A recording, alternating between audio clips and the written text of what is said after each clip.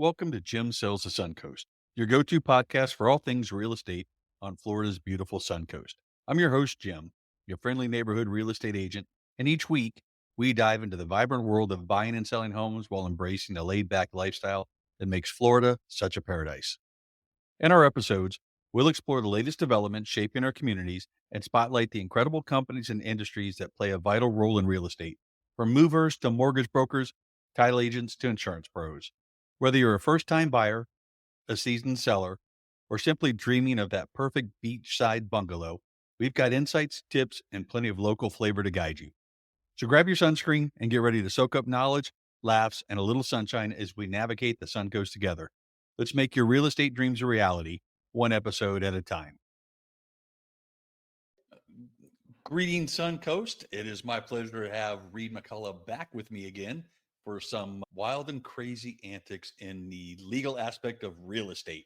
It's all over the board. We're seeing a fantastic new year, lots of things going on. And you and I were talking recently about some of the things happening in this area, particularly global investors and global buyers coming in, whether it's from out of the country, whether they're buying or selling. So I thought we'd kick it off a little bit there and some of the things that may be unique to that you have to take into account, whether you're buying or selling. Absolutely. Yeah. And thank you very much for having me back. The conversation I was looking forward to today regarding the Foreign Investor and Real Property Tax Act. That's the FIRPTA, which was created in 1980 to help the United States capture capital gains when somebody sells property in the United States but does not pay income tax in the United States. Mm-hmm. And we see that here in Florida. It's a prime location, people coming in. It's a Absolutely. fantastic place to live, second home or whatever. So it has those connotations that impact you, whether you're selling to somebody buying from out of the area, or if you're buying from somebody who owns it, who happens to be out of the area. So it can happen both ways. That's correct. Yeah. It's definitely something to be mindful of both for buyers and sellers.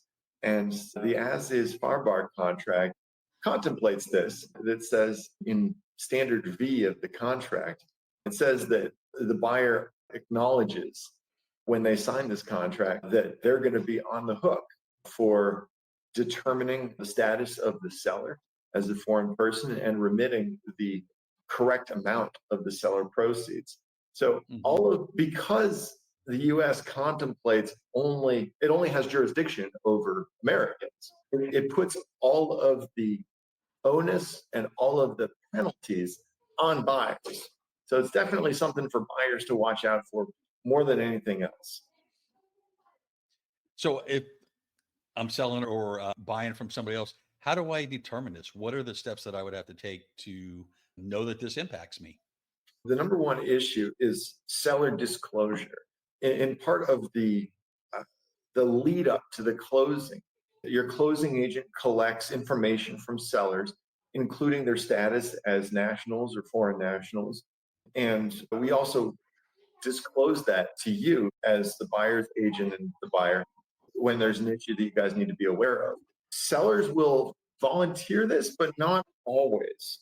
Oftentimes, we'll find ourselves maybe surprised on a seller's disclosure. Oh, we don't have a social security number. Okay, why is that? Oh, because we're not a U.S. citizen. Oh, well, great. Good to know. Yep. Bring out the paperwork. Exactly right. Yeah, and these are a couple tax forms that get created and signed. They have the buyer's taxpayer ID number on their social or their TIN number if they're a company. And those forms, along with a check for 15% of the gross proceeds baseline, goes to the IRS out in Ogden, Utah, where they process these. Our job as closing agents is to make sure that the forms are all squared away and that money goes straight from the closing payment, because the penalties that the IRS levies on buyers that don't report this are real nasty. They are 15% of the sales price plus interest, plus late fees, plus collection costs. They'll get you. We make it a point of pride that all of our closings are smooth and easy, that this doesn't result in any disruption to the sale process. You know, I think some of this points back to a lot of people will try to go it alone. That, hey, I can YouTube how to do it. there's consequences for not getting everything right. That I is not dotted, that T is not crossed. You're Oh yeah. potentially looking at hundreds of thousands of dollars in Oh fees God. and fines, et cetera. Yeah, forget about it. Imagine if you signed a quitclaim deed to your neighbor and he gave you his property for $200,000, a handshake agreement. I've seen this before. If it came to pass that your neighbor was Canadian or Mexican or from Germany, for Christ's sake, then you might find yourself paying 15%. That'd be $30,000 extra in penalties. Plus, I believe the default rate of interest right now is 15% per annum. And there's no statute of limitations on this. The IRS can look back realistically as long as they want and say, oh, we're doing an audit on your sale in 2007. And it's going to hit you with 15% on that $30,000 year on year, compounded annually. And now you're on the hook for more than the sale price. And we don't ask. This is something your good realtor will tell you. There's a rule for this. Let's talk to the attorney. Let's talk to the tax accountant because they can set that up correctly. And I think you brought up a good point there. I think when people think of foreign investors or global and people are buying, they don't think of Canadian people down here buying and selling, which there's quite a bit. So it could easily sneak up on you if you're not going through the process. Yeah. Or just heck, there could be a somebody who lives here months out of the year, but does not necessarily qualify for one of the exemptions. And there is a silver lining. This is a big dark storm cloud, but the silver lining is there are a number of exceptions that will allow you to get away with, not get away with, but avoid reporting FIRPTA on a transaction. And those are good bargaining chips, honestly. If your transaction is for $300,000 or less, and you intend and you declare that you or your family will reside in the property for a fraction of the time that it's occupied, you can sign a waiver of the FIRPTA withholding, which the closing agent retains in their file, and that prevents the requirement of remitting FIRPTA. Above 300,000, if you sign that waiver, you get 10% withholding up to $1 million, and then above $1 million, it's 15% no matter what. But for most retail residential transactions, at least in Sarasota County, where the average price is about $500,000, there is some savings that you can enjoy there.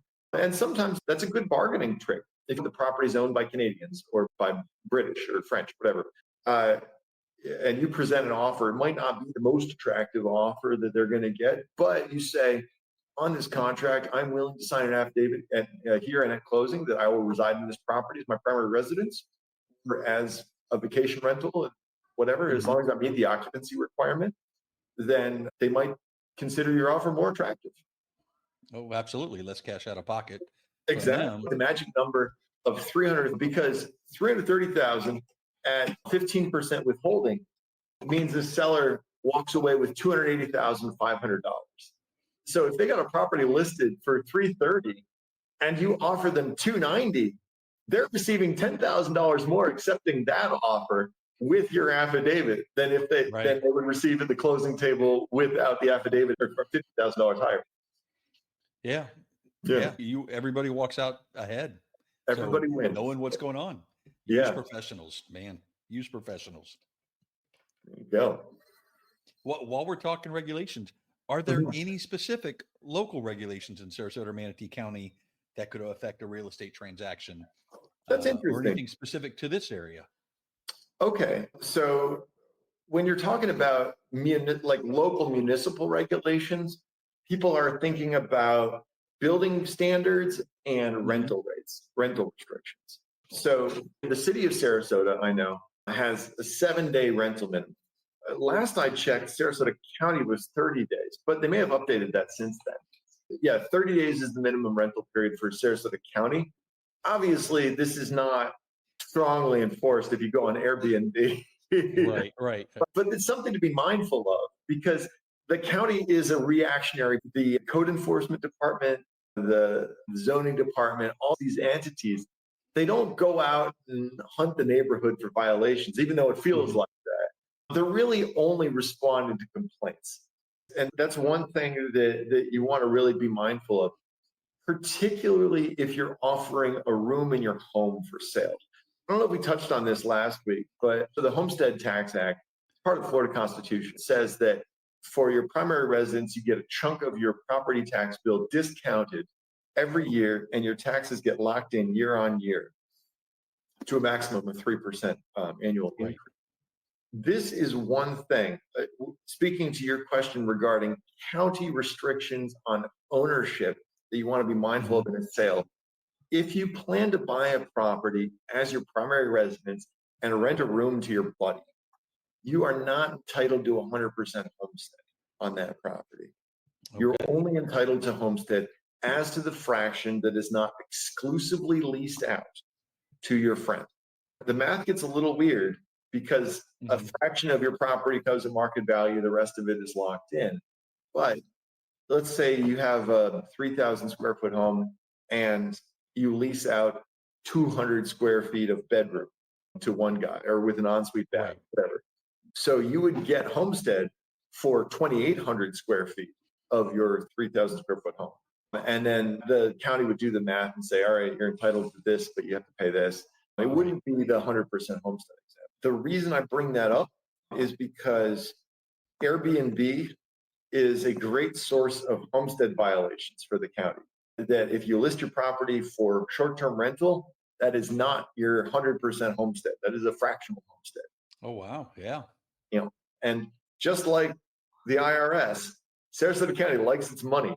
And so the way they do that is they remove your homestead cap going back to the first year that they discovered that property was available as a rental or even a partial rental, and then hit you for 15% of the difference year on year. Seems to be the magic number for tax penalty violations.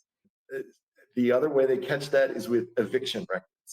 If you take someone to court to evict them from something that was your homestead property, they have your sworn affidavit that that property was rented, because that's a verified pleading. And they say, you swore to us that this was your 100% homestead, and then swore to the court that it wasn't. So they're going to ding you.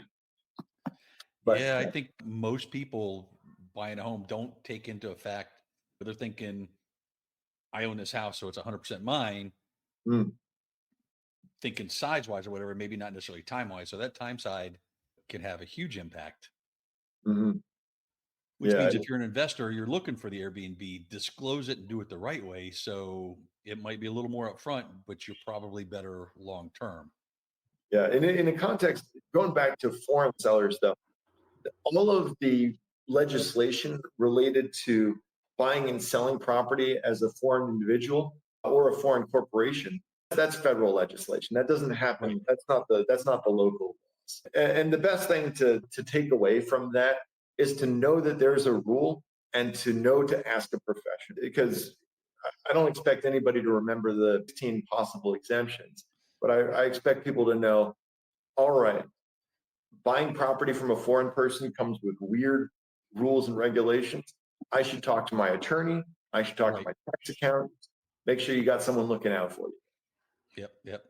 Yeah, go back to the paper and verify it, because no one's going to remember all of it. 100%. Yeah, absolutely. It's weirdos like me who keep this stuff upstairs. and as you can see, it's not all of it. You know, I mean, I think every good attorney should be measured by how often they review the information that they rely on in their practice. If I let my knowledge crystallize, time keeps marching on. There's new regulations that come out. Last year, there was a new FIRPTA contract that changed the way that closing costs are allocated in the closing state. And that's a nice surprise. It is. While we're talking, let's go right into that. So I know now we're, as opposed to one saying, hey, I got the closing, that's my title agent, they're looking out for me. Now it's split a little bit and some costs can go to both sides. It is. Yeah. Closing services in December, the FAR-BAR committee, in recognition of the fact that there is work that applies to both parties, they created this new regime, which some people balked at because they didn't, frankly, they were getting the benefit of the buyer's money or the seller's money, depending on who paid the title, for a long time. And now the new FARBAR contract permits closing agents to allocate closing fees to both sides of the closing statement, and with mixed results. I think every title agent is different, and this isn't to disparage any individual or any particular company. I think different title agencies have a different perception of value in terms of where the real work accrues. Pardon me. Right. And I guess I looked at this change and I said, okay, now people are expecting to have closing costs allocated on both sides of the closing statement. What can we do to add value? And so what I did was I looked at the work that we're doing around the state. And this is where, thankfully, we've grown out a little bit up and down the Gulf Coast and into the interior of Florida. And I said, okay, we have offices in these counties. For every county outside of that, this closing fee is going to cover the cost of a mobile notary to attend this closing and sign documents, et cetera, and so forth.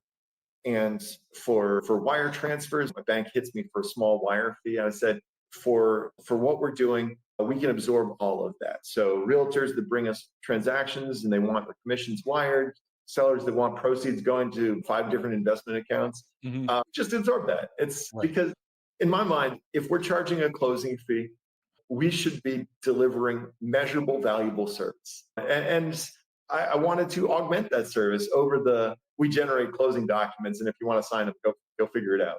So yeah, that's the way my shop has responded to that. I think I can't really speak to other folks. I think there are different. I think some shops, actually, particularly Naples, if you ever see any transactions down in Naples, their policy for a long time was to stick closing fees on both sides of the closing statement, and this, I think this was bad service. There was a lot of tradition of forcing the sellers to get their own attorneys if the buyer picked title for it, which was inefficient. It didn't honor the fact that a title agent, a closing attorney, is making money doing what they do and should reasonably, allocate their fees accordingly. Anyhow, that's off that soapbox. It got a little arcane. Yeah. But I think maybe the idea was that both sides are benefiting. So how do we put the cost associated with it so both sides carry their fair weight? Maybe something along those lines that we're doing. Yeah, exactly. And I think that's broadly good. I used it as an excuse to add services and to cut the price. I discounted my closing fees by $100 from last year and added the mobile notaries within the state and the wire transfers and all that good stuff. I think some companies just kept doing what they were doing. There's been some people that didn't react. Some people raised their fees, but it's definitely set a couple ripples through the network of contract parties. I think the other big change that we saw come out with respect to this contract has been there's been a lot more. They tightened up the financing provisions. Loan commitments are no longer a thing. They're loan approvals now. And the approval, they tightened up the language with respect to the conditions on the approval. So I'm really happy about that because the FARBAR has been this evolving living document over time. I'm really glad to see that the committee is bringing the contract in line with the problems we're facing today, including the FARBAR stuff we were talking about recently, or the FIRPTA stuff, that we were talking about recently. I think it's never a bad thing to get a little spotlight on it, take a second look at it, and bring up some of these things that most people probably don't even pay attention. They sign the bottom and they're like, okay, I signed it. So now let's talk about some of these specifics so that everybody is clear as to what's happening versus a document and it's signed and don't worry about it. They're paying it. Well, that's great, but what does that mean for me? Exactly. Yep. And you're experiencing the same thing, I'm sure, on your customer side with respect to the buyer broker agreements. I guess those have sunk in a little bit at this point, I hope. Yeah, I think once you get past about 6 months, all of a sudden that's just standard issue and you move on. Yeah. Hopefully. What do you think? What are you seeing as the most common mistakes that buyers are seeing as they're looking for a home on the Suncoast and making that offer? What stands out, or what is the common mistake? Okay, so I have a little bit of a weird keyhole view of transactions because they're usually already executed by the time they come to me. But I would say probably one of the big mistakes I see is people who think that, I don't know if we mentioned this last time we talked, but people who think that their verbal agreements will be honored at closing, Mm-hmm. people who think that they're like that the escrow deposit doesn't necessarily need to come in when they say it does. That's a great big one for me, because that's actually a contract default entitling the Right. seller to cancel and keep your earnest money deposit. So even if you haven't, like, let's say you've got 3 days to make a deposit, and on day one you decide you don't want the property, even if you decide, if you send a notice on day 5 but haven't made your escrow deposit by day 3, you're in default of your contract. Right. And and people, I don't use that term lightly, because people take it seriously. I think that when you say somebody's in default, they mean that the seller has the right to sue you and they will win. So I want to make sure that everybody, no matter whether you're concerned about inspections, no matter whether you're waiting for your loan to come through, follow your contract timeline to the letter or to the number. But Regardless of, you think you're going to cancel it at day 6 in a 7-day window, yeah, but you got to pay by day 3, you must pay and then cancel and then get it back. You can't, I was going to get it back anyway. no, That's what's going to get you in hallelujah. trouble. Make your deposits, 100%. Yeah. Yeah. I think just looking through this and thinking about it, so this is a little bit more obscure, but if the listing offers a home warranty, which is this useful product that kind of insures your big appliances, your HVAC, that sort of thing, for a certain amount of time, provides that if something breaks down during your first year or two of ownership, that this home warranty program will cover it, which is nice. Mm-hmm. Make sure it's honored on the contract. This is right under the closing costs in line 184 of the new FAR, and make sure that you shop for it. Because if you have the entitlement to a home warranty, but you don't pick one out, then the seller can either say, you didn't exercise that, so I don't want to pay you. Or they might just choose the bottom of the basement one, because it says that it costs, the default language is at a cost not to exceed blank. So that might be a $120 warranty instead of the $800 that you bargained for. And it's important to make sure that if you're entitled to a home warranty, first, that your contract says so, and two, that you shop for one. There's lots of providers. I think Old Republic has home warranties, American Home Shield, the popular Mm-hmm. one. There's a bunch. I'm not a representative of any of those entities. Yep. But you know what, and we did talk about this last time, and I think it's still very true for anyone Oh, listening, is read the contract, make sure it's in there. If you want the washer and dryer, get the it. contract needs to says washer and dryer is going with it. Otherwise, that seller has every right to. We talked about it, but that wasn't in the contract, so I'm taking it. Oh, I can't tell you how many fights I've had to diffuse regarding stuff, not Mm-hmm. property. Real estate's easy. If it's bolted down to the property, it's Right. part of the property. But the sale of tangible goods that is adjacent to a real estate transaction, very few people get it right. There is. And Sorry, go new ahead. things we're seeing too: ring cameras, TV mounts on the wall, those kind of things that buyer has every expectation that's going to be included, and So it's bolted on there. TV mounts actually are part of the standard contract. Yeah. That's line 19. So if that's not there when the seller moves out, the seller has something to answer for. I remember a horror story 6 years ago in my practice, where a seller pulled up a long low trailer, and got a forklift and stole a shed. And they're like, it wasn't bolted down. And I'm like, no, that's part of the problem. Yeah. If there's any question, make sure it's in writing. If you're the buyer, Yeah, make sure it's in there. If you're the seller, whatever they have in there, you must convey. absolutely. Absolutely. There's a good way to nail this down is to create inventories, to just take a college rule tablet and walk through the house, take a video, see everything you want to see, and then write it down and have everybody sign that, because that is what you will get at closing. Now, it can get very hairy if you don't itemize exactly what you want.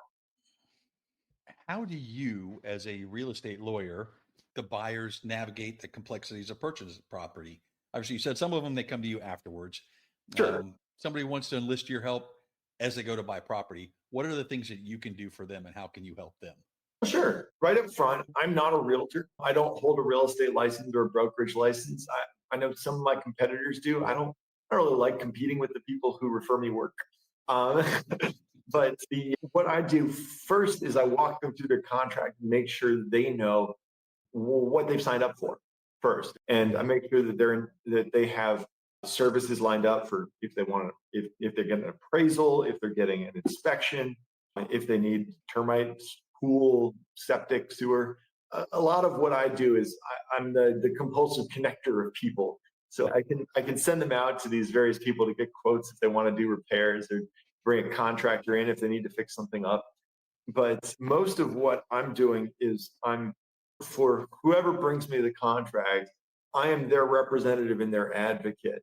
And it's my job not just to hold their hand through the anxiety provoking Mhm. interactions, the tense negotiations, the conflict sometimes, Right. but also to make sure that they feel comfortable with the whole process. So there's a fair amount of boiling down this high-minded, arcane nonsense into Mhm. simple terms that people can understand. Yep. And I think it's important people understand too, if you have a question on what does the contract really mean, or what does this section say, Mm, speak to a lawyer, because absolutely. I'm not a lawyer. I can't practice law. For me to interpret that for you may or Yeah. may not be right. And it's wrong on my part to try to pass that off. Yeah. That's exactly what I don't necessarily admonish my realtor clients, but I always Right. tell them, look, all you need to know is, yeah, there's a rule for that. Let me call the guy who knows. Yeah, that's right. Who's got the rule book? He does. Let me There just you check go. on it real Yeah, quick. it's nailed in there. So when should they consult with you, buyer or seller? Is it, or where are you seeing the most benefit? Is it, hey, I need a lawyer up front, depending on the complexity, maybe if it's an investor or something that's got a couple extra steps to it?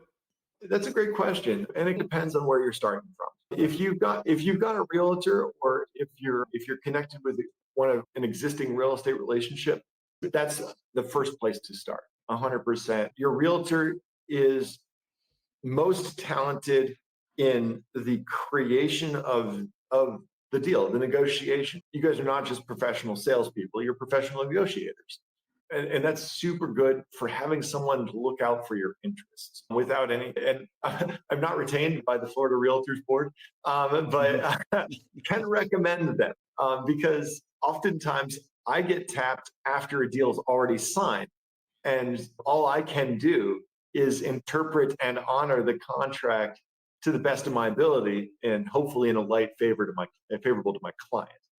Right. Um, if you don't have a realtor, if you're let's say you got to deal with your neighbor and you've already agreed on a price. That's once you've got a verbal agreement or a verbal kind of understanding of the terms, that's a great time to talk to me.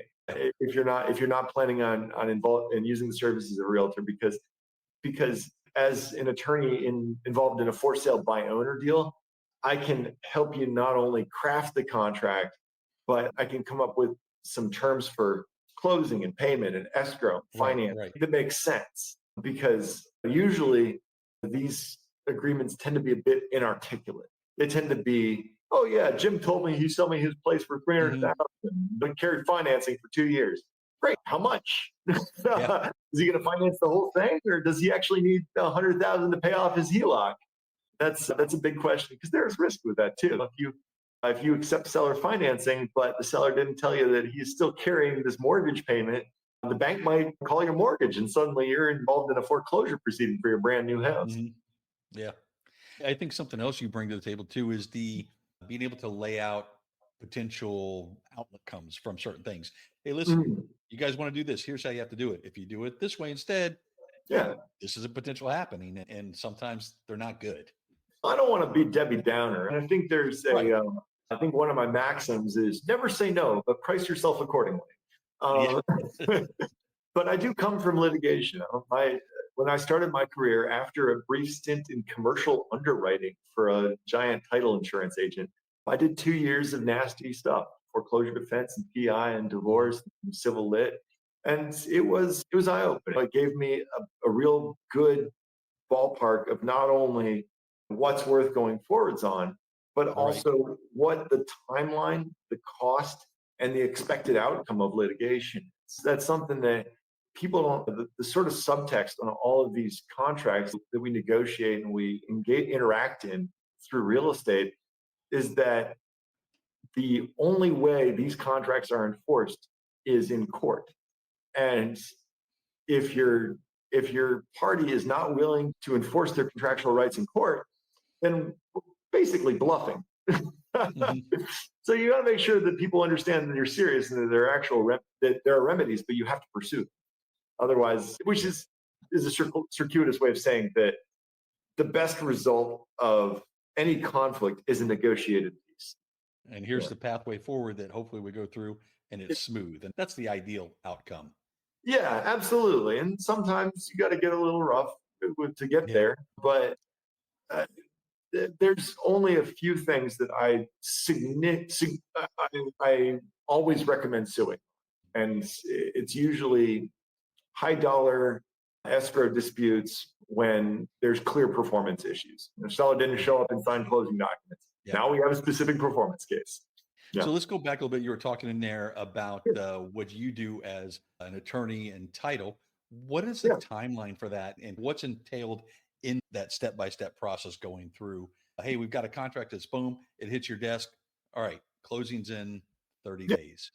Oh yeah. And the first thing that just from our perspective, so you want to open the door to the sausage factory.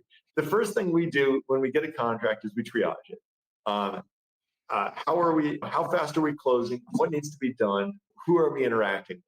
Within an hour of receiving a contract, during the workday, of course, we do sleep sometimes. Within an hour of receiving the contract, we've got a title search running, a lien search. We've got welcome emails to everybody. We've got wire instructions for you to wire your deposit in if you're a buyer. And we've got information sheets, which are clickable PDFs that tell us how to enter your personal information so we get your closing documents. Within a couple days, usually we'll have a title search back, depending on the speed of my underwriter. And from there, we do an examination.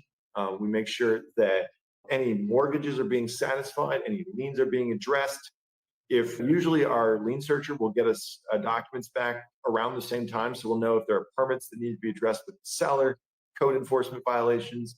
Open utility bills come about a week later, but by a week down the road, we'll know what the water bill is, if we need to collect for that, if there's any deficiency. And from there, we basically start the clearance process. If we're representing a seller, oftentimes what we're able to do is negotiate down some liens. We'll step in and retain personally for the purpose of going to old debtors that have a secure judgment against you and say, hey, Ms. Doubtfire was able to scrounge up a couple $1,000s to pay off her lien. Are you willing to discount this substantially? Usually they are. Usually creditors don't really expect to get paid if they've got secure judgments that have been sitting there for years. They just have them. Some is better than none. And so let's close this out and move on.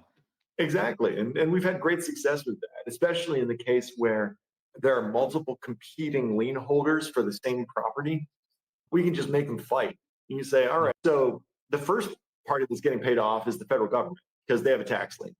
And after that, the first mortgage holder, because they can foreclose, pay off the tax lien, and they still get their equity. But then the equity runs out. Mr. Foreclosing HOA, Mr. Credit Card Judgment, Mr. Home Equity Line of Credit, you guys really won't get paid if this goes to foreclosure. Let's figure it out. And using those mechanisms, we've managed to negotiate like 6-figure discounts in the past for clients who are having huge problems with a property that would otherwise fall apart, get foreclosed on, go to bankruptcy, etc. So it's in their interest. Let's get this deal done so that everybody moves forward. Yeah, they still get something for theirs. When you have a property at the water line, and then that's a term of art that means the sale price, what you expect to receive at a sale, is just about what the debts are equal to. It's the Right. water line because you got your nose is just above the water. We try to get people to at least walk away with their dignity there. Right. And about how we were talking about timelines. So how long does this take? Stuff's going Oh, back like within the hour, and then so my service, so that's the difference between what my team can do and what we require other people to do. Because I Mhm. can't. The utilities only come from the municipality. They come from the city or the county, and they're a little more laid back than we are. I've got some high energy and slightly neurotic people on my team, which I really appreciate. They're a little more take it easy, clock out at 5 on weekends Mhm. now and then. So we expect estoppel letters from communities to come back between 4 and 10 business days. Um, we enjoy some pretty good relationships with association managers, so we can usually poke them and boost them to get them back a little faster. Right, right. But the statutory requirement is 10 business days. Mhm. Um, I'm dealing with that right now with the gentleman who represents an association who owes us an estoppel letter by Wednesday. But Right, most municipalities will get you utility bills back in 10 days. This is what allows us to pay any outstanding water bills right, right. because the city can chase you down for that and lien your property. Yep. And because I know when I talk to buyers or sellers, one of the things that, all right, we're going to close. We're looking 30 days out or 40 days out. They're like, 40 days? That's Why? certainly not You know much. what? No. You have to find out what's there, what's missing, and what's not missing. Reach Yeah. out, get the response, get it back. If there's an issue, then settle the issue. It just takes a little time. There are matters that demand a longer time, particularly short sales, negotiating with short sale lenders. It's a tongue in cheek, but I tell people assume 2.5 months per lender. If you have two lenders involved, then they have to agree. So imagine a Right. closing in the fall if you're signing a contract in March. If the other thing that takes a long time that I recommend you price into your expectations is commercial financing.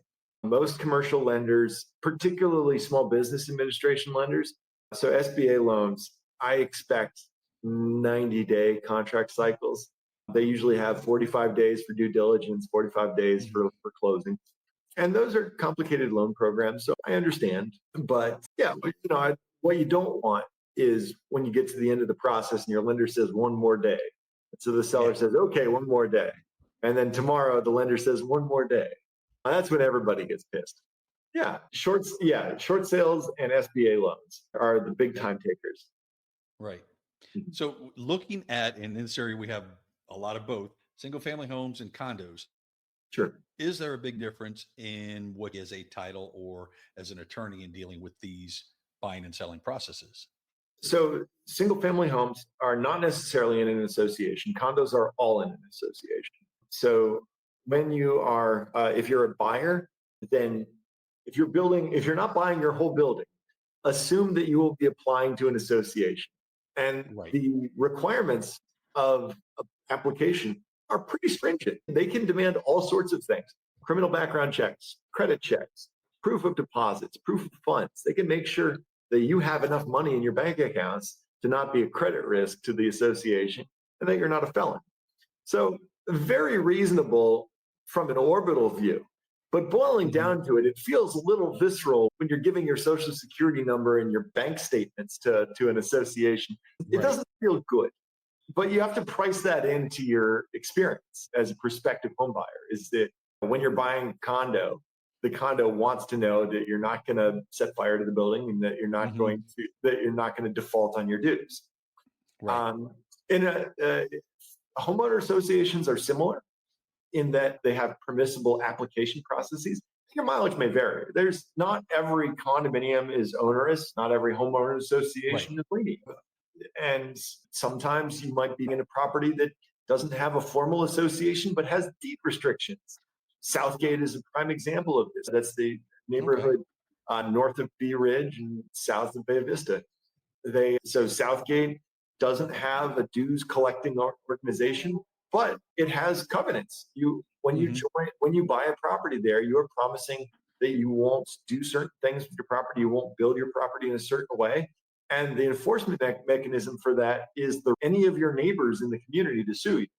And that's not great. Obviously, you don't want to be the neighbor enforcing that, but you have to take into consideration the fact that right exists. When I'm advising buyers, I want to make sure that the first thing they do after they sign their contract and don't deposit their escrow and fill out their little buyer information sheet is that they are applying to their homeowners association and getting everything they need in, just like applying to your lender for your loan. You want to make sure that process is done well in advance of your closing day. Last question I have today. Mm-hmm. Let's talk about potential pitfalls in negotiating repairs after a home inspection. What are some of the things that can go with that? After your inspection period closes, your right to ask for repairs is dramatically reduced. If you have an inspection, and if you don't have an inspection, get an inspection. If you're not getting an inspection when you buy a property, you are probably leaving money on the table and you're possibly causing yourself huge problems in the future. If you have an inspection, and from the inspection date to your final walkthrough, something has happened. A window has been busted out, a hot water heater fails, an AC unit fails. If something goes wrong during that time, then you have the right to demand that they fix it. Because you got that initial inspection, you have put your marker in, and you've said that between the contract creation process and the closing, you have failed in your responsibility to maintain the property in substantially the similar condition it was when we went under contract. That provision is the maintenance provision. I believe that is standard. Standard M is risk of loss. I believe that, yep, paragraph 11, property maintenance. Okay. Except for ordinary wear and tear and casualty loss, seller shall maintain the property, including the shrubbery, in the substantially similar condition as it was as of the effective date. So when you initially see the property, when you go under contract, take pictures of everything. Do a video walkthrough. They're great. Your realtor will probably do it for you. And if your video walkthrough shows, hey, there definitely wasn't a hole in that window when we went under contract, and then at the walkthrough, because your inspector will generally take pictures of problems. They don't necessarily take care of things that are in good shape. Or they don't know what was there when you saw it. So Precisely. When you're coming through, you are making an offer to buy what, exactly. And it needs to be that way when you close. You don't want to walk up to your property and think, I distinctly remember a shed there. Yeah, or 3 palm trees out front. Oh God, yeah, absolutely. If they cut down the trees, they got to put those trees back or replace substantially similar trees. So this can be an expensive difference for a seller too, because if your seller is doing storm cleanup, you want to make sure that's priced in there. Say, hey, we're going to demo this tree. It's dangerous. We don't want it falling on the house. Okay, great. Right. Make sure everyone sees it. Everyone signs it. Yep. When in doubt, write it out. Perfect. Honestly, you could make that the tagline of this show. Yeah. Reid, thank you for joining me again. I look forward to our next installment of that. I always walk away with a little tidbit of something that I go, you know what? I wasn't aware of that. I'm really particularly loving the 100% exemption, how that can be by rental or not having some of those things in place. So that's not necessarily top of mind, but it is now. Yeah, absolutely. If your buyers or sellers are thinking about moving in and also putting in an Airbnb, make sure that they understand that's carved out for the homeowners. It's an exemption. All right, guys. Thank you very much for having me. I can't wait to do this again. It's always a pleasure talking to you, Jim. Let me know if you guys have any questions related to this material or related to anything you've got going on in your contracts, even if it's not coming through my office, you just want a second opinion. Feel free to reach out. You can always give me a call. My number is 941-484-9714. We'll make sure we put those in the show notes. Fantastic. Thank you, Reid. Bye, guys. And that wraps up another sunny episode of Jim Sells the Suncoast. Thank you for joining me on this journey through the ins and outs of buying and selling homes here in our beautiful slice of Florida.